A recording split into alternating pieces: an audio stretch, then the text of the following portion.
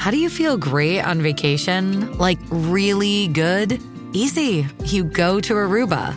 You'll spend your time relaxing on cool white sand beaches and floating in healing blue water. You'll immerse yourself in natural wonder and find your center on an island where things move at your speed. You won't just feel great, you'll feel relaxed, renewed, and ready for life. That's the Aruba effect. Plan your trip at aruba.com.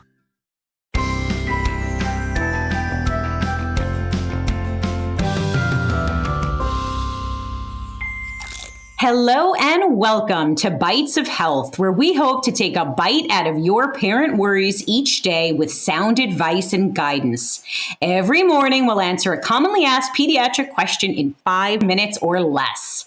I'm Dr. Jess Steier, a public health scientist, and today I'm joined by our amazing pediatrician bestie, Dr. Dina DiMaggio. Hello, Dina. Hello, Jess. So today we are going to talk about vitamin supplements and whether they're necessary. The clock is ticking, so let's get to it. Dina, everyone talks about vitamin supplements. The one that I hear so much about, especially when it comes to infants, is vitamin D. So what is it, and do our babies need it? Great question. So vitamin D is important for bone growth. Our body produces vitamin D when our skin is exposed to direct sunlight, but small babies are kept out of direct sunlight and are covered in sunscreen after 6 months old when sunscreen is approved for use in babies. These practices, however, block vitamin D production, and rickets, it's a rare condition caused by severe vitamin D deficiency, can occur, however, if a baby isn't receiving adequate vitamin D and has limited sun exposure. So although breast milk obviously provides the majority of nutrients your baby needs, it does not provide, however, enough vitamin D for growing babies.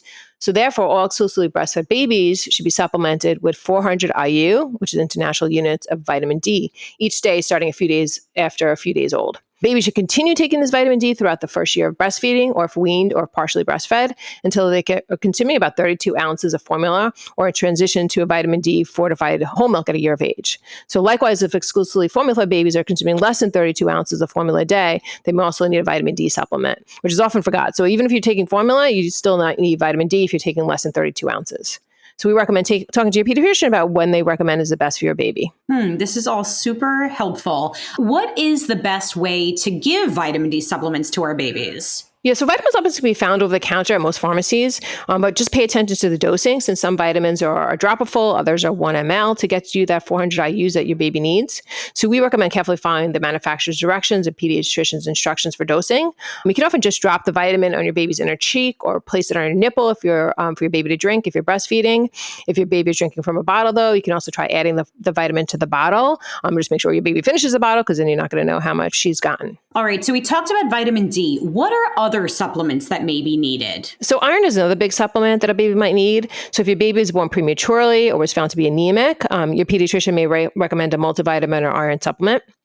For the first 4 months, your breastfed baby needs no additional iron. So interesting enough, the iron in their body at birth was enough for their initial growth. But around 4 to 6 months old, these reserves that they're born with will lessen. So at 4 months, infants who are partially or completely breastfed should be supplemented 1 milligram per kilogram per day of oral iron until appropriate iron-containing supplementary foods are started. And if there are pregnancy or birth complications, such as prematurity, and if the baby is breastfed, iron supplementation also may be started in the first month after birth by your pediatrician. All right. What about fluoride, since we get a lot of questions about that? Great question. So fluoride supplements are not needed during the first 6 months of life. These may be necessary, however, after 6 months of age if your drinking water contains less than 0.3 parts per million of fluoride, and that's to ensure, dental health. Formulas contain minimal fluoride, but fluoride can come from the tap water used when you're preparing a bottle if you're using concentrated or powder formula.